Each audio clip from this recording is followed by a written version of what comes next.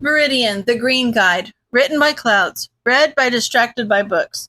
Chapter 74, Confrontation. The cashier had looked at him weirdly when he'd bought 2 ice cream cones for himself, but he'd just glared at her and paid without any explanation. He wasn't sure there was an explanation, honestly. How was he supposed to say out loud that he'd seen in some stupid scene in a movie where the characters were celebrating some stupid event that only made sense as part of the plot and poured a beer on the ground for their friend who had died? Ogua wasn't dead, hopefully, but he wasn't there either, and Kotsky couldn't drink, so he figured ice cream would have to do. The sun was already starting to set by the time he reached the beach. It was still as full of trash as ever, but considering it was the last place they'd hung out, Kotsky thought it was as good a place as any to do this stupid little fake celebration. It was messy and imperfect and would need a lot of work to make it anywhere near decent, but that described Kotsky too, so he thought it was ironically fitting or something. I got in, Kotsky muttered. There was no point in raising his voice when he was talking to someone who wasn't even there. He felt a little ridiculous leaning over the railing with an ice cream cone dripping in each hand, but he shook his head and forced himself to push through it. I'm going to be a great frickin' hero, even with all the mistakes I've made, and you'd better be proud of me, got it? Now that I'm a hero in training, I'm going to find the bastards that took you and make them pay so that nobody else gets hurt. I'm going to get you back, I promise. Izuku tried to calm his breathing and keep himself from having a panic attack as he ran home across the rooftops. He had just basically threatened the #1 hero. That was so stupid. If All Might had had any more strength or any real connection to All for One, Izuku could have died. Why had he done that? A quieter part of himself, however, was almost proud. He had done what it took to keep his friends safe, and that was what was important, no matter who he had to fight to make it happen. Yeah, it might not have been the smartest thing to do, but deep down, Izuku knew it was the right one. He wasn't planning on doing any more vigilante work tonight, but once the screams started, Izuku knew he really didn't have a choice. After what had happened with Endeavor, he knew it was too much to hope for just a purse snatcher, and his heart still sunk when he caught sight of the monster that was currently tearing its way down the street. The monster's main body wasn't that large, but the tentacles sprouting from its head spread all the way across the street. Dozens of tendrils reached out and wrapped around cars, walls, and mailboxes. Anything that was in the monster's path was tossed aside almost like it was nothing, leaving panicked civilians to crawl out of their ruined cars and run in every direction. Some of the cars had lines of a smoking black goop smeared across them where the tentacles had been, and Izuku made a note to avoid the substance as it slowly ate through the metal. Overall, the street was in absolute chaos, and from his place on the roof, Izuku could almost imagine the crazed look in the berserker's eyes as he raged below. But somehow he couldn't.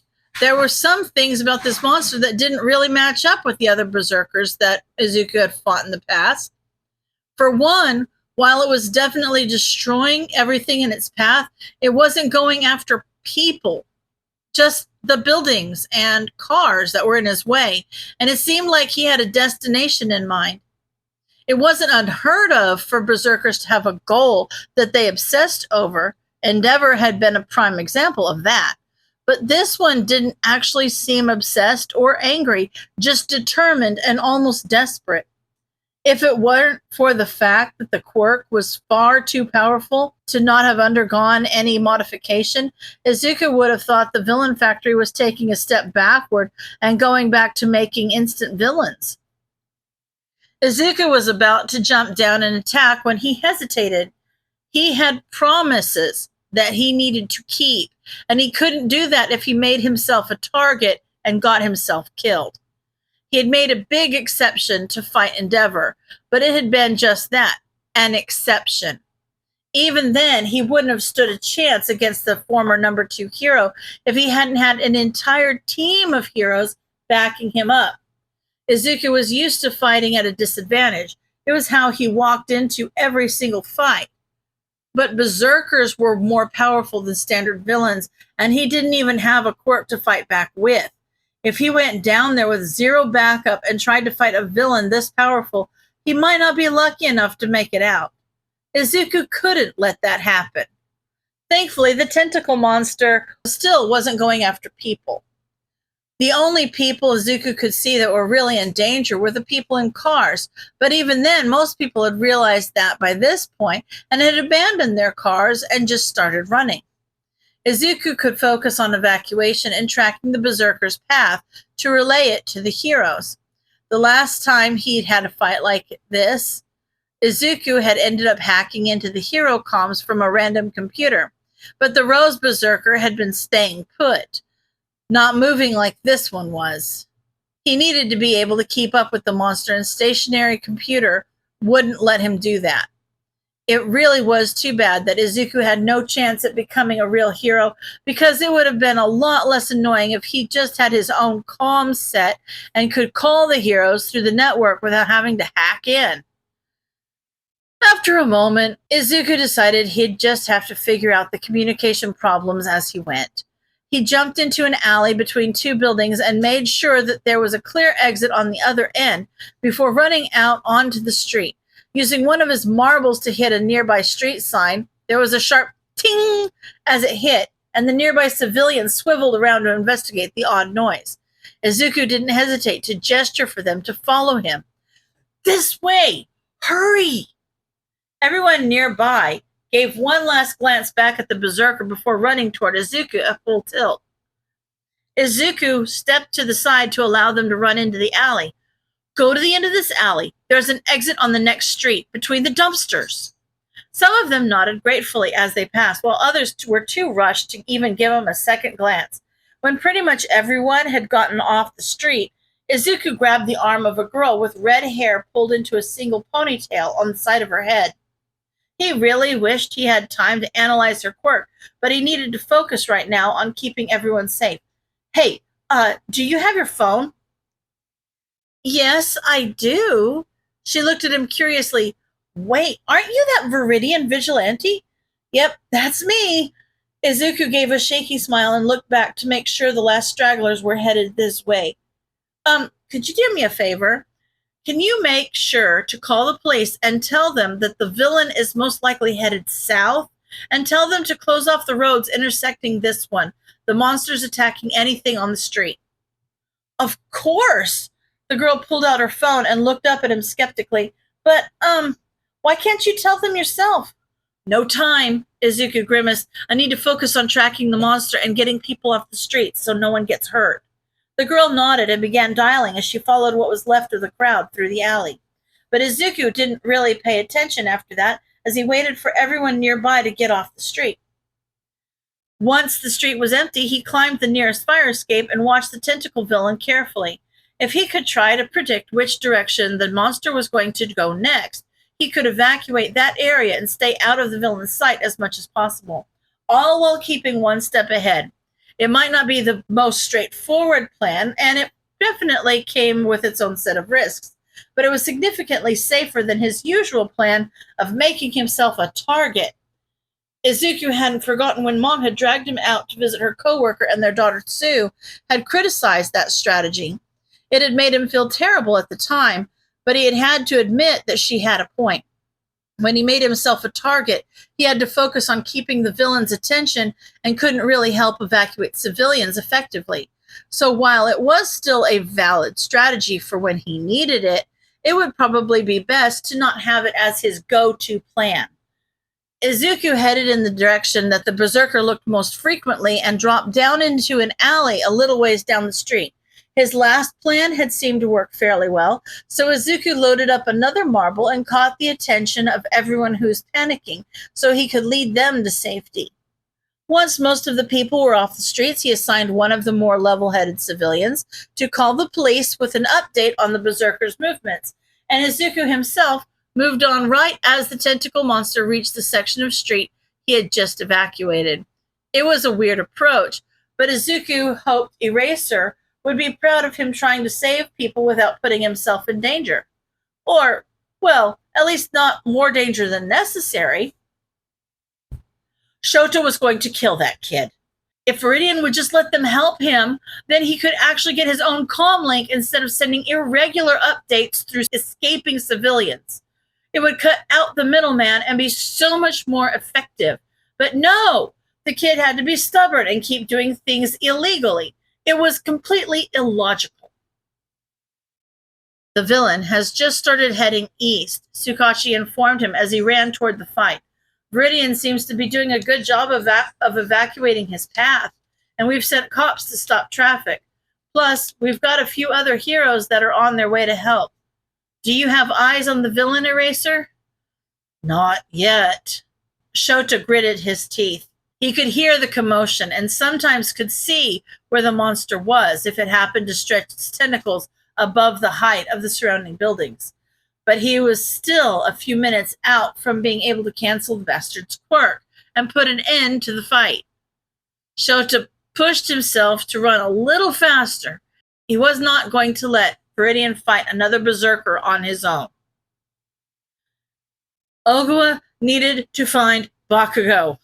He was the only person that Ogawa knew that might be able to teach him how to be a hero and save Kumo. Amplifier would be helpful as well, but she was like an actual hero, so she'd just look at him weird and try to say that he should leave the saving to the pros. But the pros didn't know what it was like there. They had no way of knowing what life was like in the labs.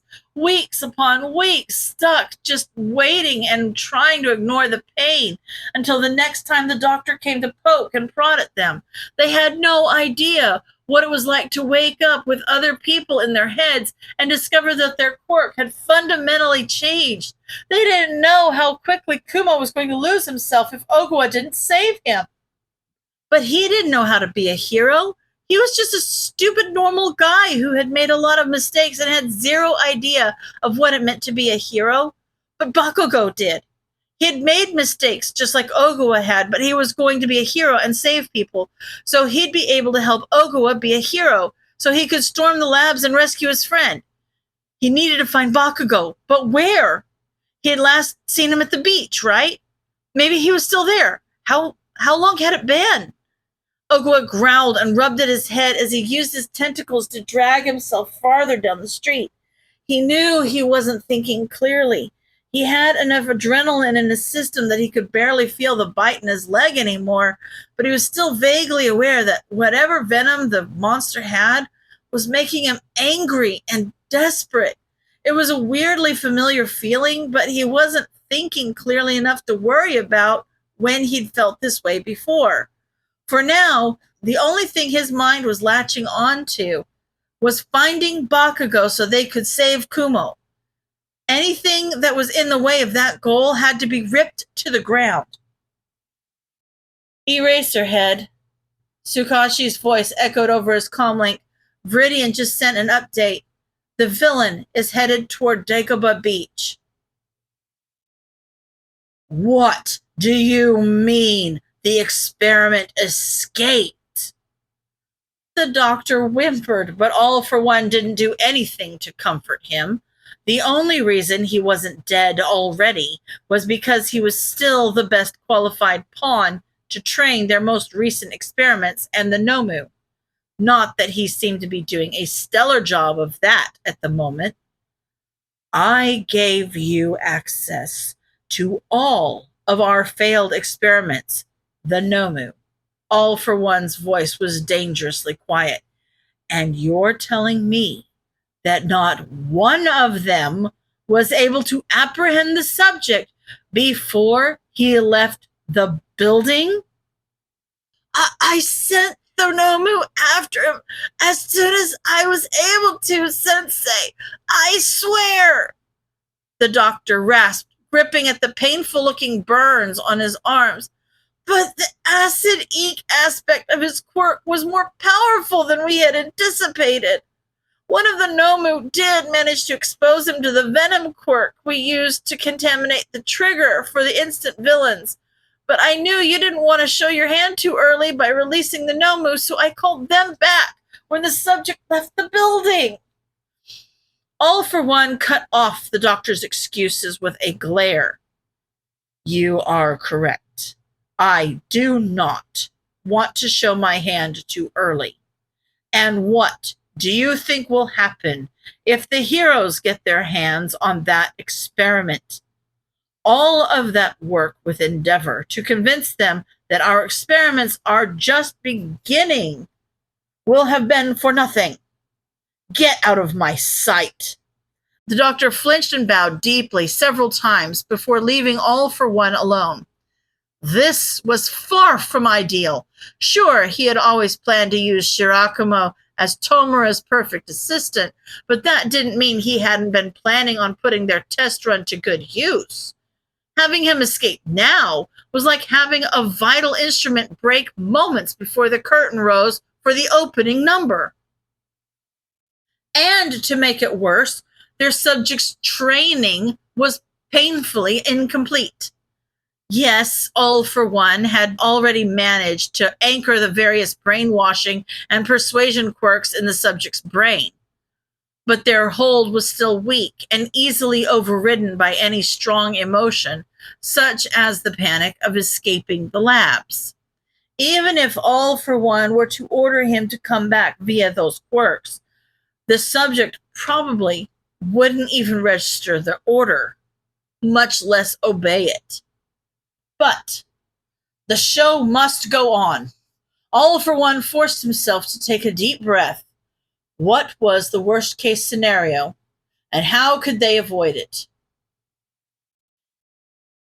If the heroes were able to capture the subject and interrogate him, they would easily be able to find the doctor's base of operations and, by extension, their other experiments. They could always move the labs to another location. All for One had no lack of different properties to choose from, but there was enough sensitive machinery that such an endeavor would take time. It would move quicker if they could rely on Warp Gate, but the new quirk was still untested, and they had only just begun Shirakumo's training. So there was no guarantee that he would obey the doctor's orders, especially considering how quickly their test run had gone off the rails the second he sensed an opening. No, using Warp Gate might be faster, but it was still too risky to rely on that quirk and its holder this early in the process. All for One sighed heavily and picked up his phone. It was irksome, but the best move was most likely to cut ties with the escaped subject as soon as possible. The heroes were blinded by their own prejudices, so even if they managed to get their hands on the body, they wouldn't think to look for multiple quirks in an autopsy. The only person who might suspect All for One was All Might, but the holder of One for All was utterly convinced that his old nemesis had been dead for years. It wasn't ideal, but at least if the subject was terminated, the information lost would be minimal, and it would give All for One time to move their operations and perfect the behavior of Tomura's assistant before they had to face the heroes. The phone rang a few times before a girl picked up. Hello?